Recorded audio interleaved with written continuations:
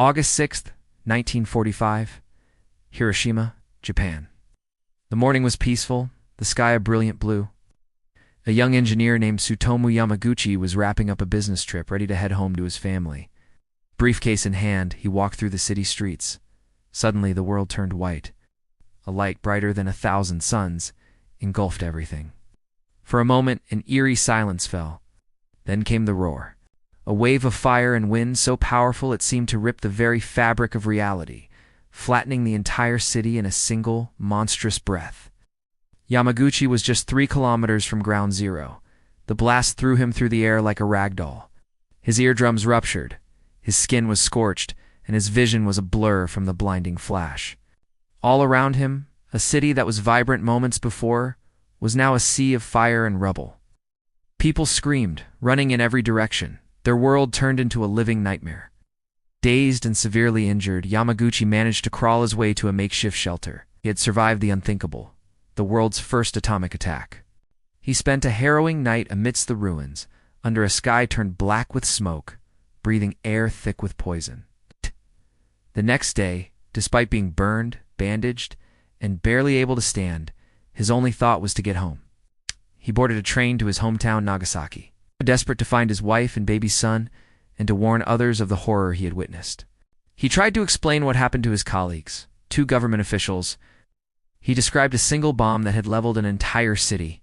They looked at him with disbelief. Impossible, they said. It couldn't be true.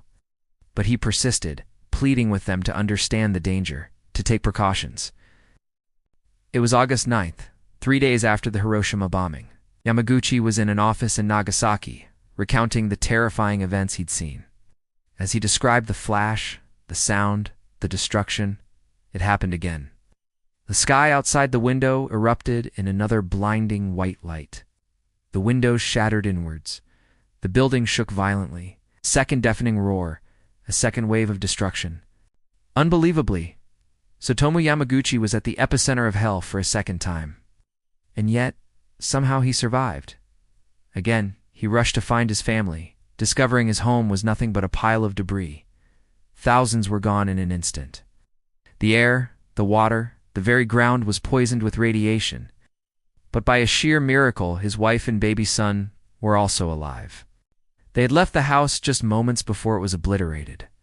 In the span of just 3 days, Tsutomu Yamaguchi had witnessed the end of the world twice. He would later become the only person officially recognized by the Japanese government as a survivor of both atomic bombings. He carried this heavy burden not with anger, but with a profound sense of purpose.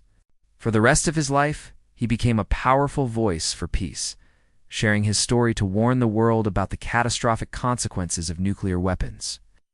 He once said, "The only people who should ever see nuclear war are those who have already seen it once." Tsutomu Yamaguchi passed away in 2010 at the age of 93, leaving behind a legacy that is not about survival alone, but about the urgent, timeless plea for humanity to choose peace over destruction.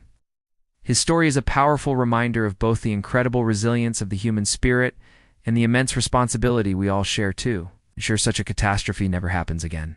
Thank you for watching. If this story moved you, please consider liking this video and subscribing for more stories that deserve to be told.